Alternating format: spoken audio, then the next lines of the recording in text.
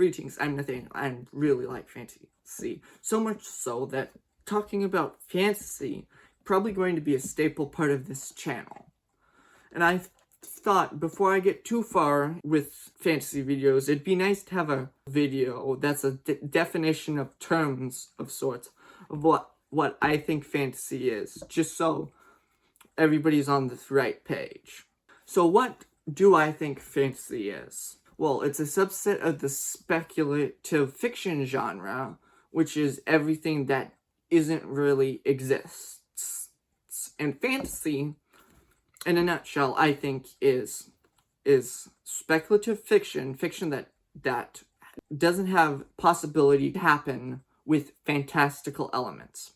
This is very different from its of the other big speculative genre, sci-fi, because with sci-fi, everything it can be explained by science or sort of science. While with fantasy, you have things like magic that you can't explain scientifically. There are some magic systems that are really scientific, like Brandon Sanderson's, but at the end, they're not scientifically feasible, and they can't be like rationally explained other than magical elements, and so it's fantasy.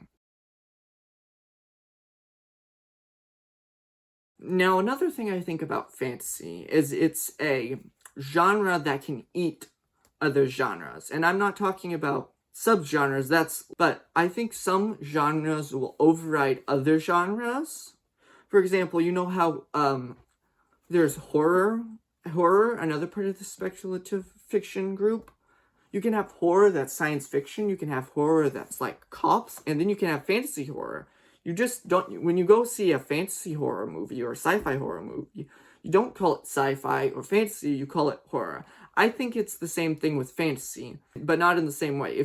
Even if you have science principles in your story, if you have a inkling of fantasy, like magic, then it's fantasy. That's why I consider Star Wars space fantasy instead of science fiction, because of the Force, and that no matter what people say, that is magic. I divide fantasy, the big genre of fantasy, into two different parts. The first kind is real-world fantasy, and that fantasy is in a real world, like Harry Potter or Artemis Fowl, where someone discovers that there's actually magic in the world, and there's fairies or monsters or wizards or whatever.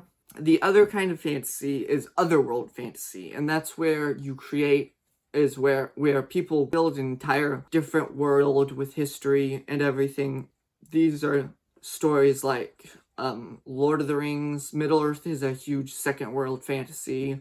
Another one is Brandon Sanderson's Cosmere. There's no Earth, they're all different planets.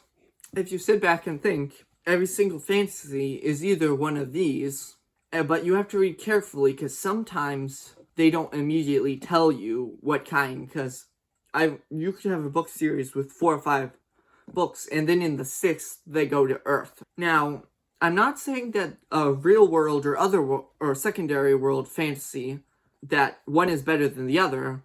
There are sometimes drawbacks. For example, with real world fantasy, it's sometimes jarring when there's holes in the author's world building of connecting the two worlds, and like, why didn't humans find out about this magic thing? Why aren't the magic people doing this? And sometimes it gets messy to stick the two things together, because you're taking two different worlds and sticking them together, and sometimes you can see the seams. But on the other hand, secondary world fantasy, you have to do a ton of work with the world building and everything. And even if you use a template like, oh, I'm going to base my story around the medieval era or the Roman period or the Regency time period, you still have to build up the world and the characters. And even if you don't show it all, you still have to have it in mind, or the scenes of your new world that you made together are going to show, and that can sometimes be jarring too.